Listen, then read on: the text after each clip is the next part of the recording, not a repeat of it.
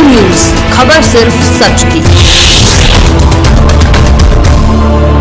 डुमरियागंज लोकसभा सांसद जगदम्बिका पाल ने बस्ती स्थित कैंप कार्यालय पर पत्रकारों से बातचीत की। सांसद ने प्रधानमंत्री नरेंद्र मोदी, केंद्रीय वित्त मंत्री निर्मला सीतारमण और मुख्यमंत्री योगी आदित्यनाथ के प्रति आभार व्यक्त करते हुए कहा कि बजट में उत्तर प्रदेश के साथ बस्ती मंडल का खासा ध्यान रखा गया। सांसद ने कहा कि केंद्रीय बजट में बस्ती मंडल को रेलवे के मामले में दिल खोलकर खजाना दिया गया है। नई रेलवे लाइन के लिए हजारों करोड़ रुपए दिए गए हैं। खलीलाबाद और सिद्धार्थनगर के साथ श्रावस्ती बलरामपुर में नई रेलवे लाइन बिछाने से क्षेत्र में काफी विकास होगा। यात्री सुविधाओं के साथ औद्योगिक विकास होगा।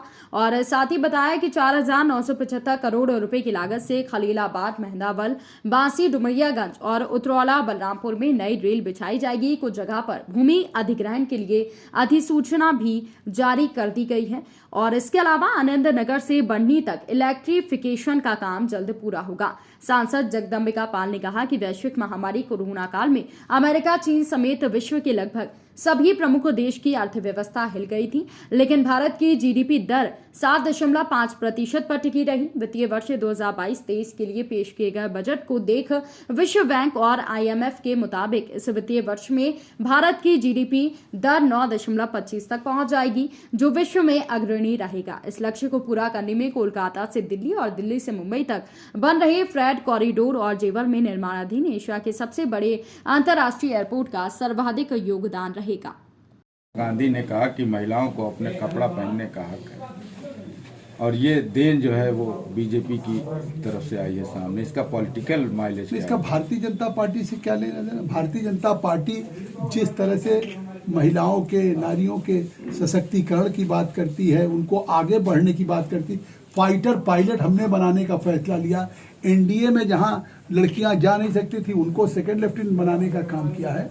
और ये मामला अब हाई कोर्ट में अगर बहस चल रही है, तो अगर वो सब जुडिस है तो हाई कोर्ट फैसला कर दे। और जहां तक इसमें हमारी पार्टी का, कांग्रेस की देन बताई जा रही है कि ये पूरा कांग्रेस की देन है। नहीं, आप देखिए कि मैं समझता हूं कि जो हमारी प्रियंका है वो किसी चीज पे एक फोटो शेयर या ट्वीट करने की उनकी आदत है। आज उत्तर प्रदेश के चुनाव में भी जिस तरह से ये लोग इन मुद्दों को लेकर के आ रहे हैं, प्रदेश की जनता इस बात को जानती है कि आज प्रदेश में पिछले 5 वर्षों में पहली सरकार है कि जिसने अपना रिपोर्ट कार्ड योगी आदित्यनाथ जी ने प्रस्तुत किया। 5 साल में मतलब जिस तरह से पूरे देश में 2,60,00,000 प्रधानमंत्री आवास दिया, यहाँ पे हमने 43 लाख लोगों को प्रधानमंत्री आवास दिया, 2 करोड़ से ज़्यादा शौचालय दिया, हमने 15 करोड़ लोगों को मुफ्त खाद्यान्न दिया। और जिस तरह से इस आपने देखा है कि जो संकल्प पत्र भी जारी हुआ है, इस संकल्प पत्र में हम सभी छात्राओं को, कॉलेज गोइंग छात्राओं को स्कूटी देने जा रहे हैं। भारतीय जनता पार्टी तो एक अपार्ट फ्रॉम कास्ट क्रीम, तो ये लोग तो प्रियंका गांधी भी नहीं देने के लिए, जब सरकार में आएंगी तब ना, जब सत्ता में होती तब। केजी से पीजी तक समाजवादी पार्टी ने मुफ्त शिक्षा कर दिया। जैसे अखिलेश कह रहे हैं कि हम 300 यूनिट बिजली फ्री देंगे, तो 5 साल मुख्यमंत्री थे, पैसा देने पर बिजली नहीं दे पा रहे थे। 4 घंटे भी गांव बिजली नहीं आती थी आपके गांव में, आप पता कर लीजिए, क्योंकि लोग भूल गए होंगे। और 4-4 दिन बिजली नहीं आती थी, जिला मुख्यालयों पर आपका सर्वर डाउन रहता था। और आज बिजली इतनी पैदा। केंद्रीय बजट में उत्तर प्रदेश के पूर्वांचल को क्या मिला है? उत्तर प्रदेश के पूर्व में हमारा घोषणा पत्र नहीं है, हमारा संकल्प पत्र है। हमने जो 2017 में भी, जिसको आप घोषणा पत्र कह रहे हैं, उसको अमित शाह कितने फीसदी काम पूरे हुए हैं? अगर फीसदी में पूछा जाए तो बीजेपी ने 100%। 2017 के सारे आप पढ़ लीजिए। समाजवादी ने कहा कि हमारा, सपा ने अपने वचन पत्र में कहा कि पुरानी पेंशन देंगे, कर्मचारी आपसे नाराज चल रहे, तो क्या लगता है असर पड़ेगा? 5 साल सत्ता में थे, तब आखिर उन्होंने क्यों नहीं देने की बात कही? 5 साल में इतना आंदोलन के सरकार में चला था, तो न कर्मचारियों के पुरानी पेंशन की बात कही। नहीं, सरकार क्यों नहीं, वर्तमान जो बीजेपी सरकार वो क्यों नहीं कह रही है? आखिर अगर नहीं, वर्तमान सरकार ने जो अपना घोषणा पत्र जारी किया है, हम लोगों के एक सशक्तिकरण के लिए आप देख रहे हैं कि लगातार जिस तरीके से हम किसानों के लिए एक कॉर्पस फंड हम क्रिएट करने जा रहे हैं, चीनी मिलों को रिन्यूअल करने जा रहे हैं। हमारा काम है कि अगर मुंडेरवा चीनी मिल बंद थी, फिर से उसमें पैसा लगाएं, चलाएं, जिससे कि किसानों को लाभ हो।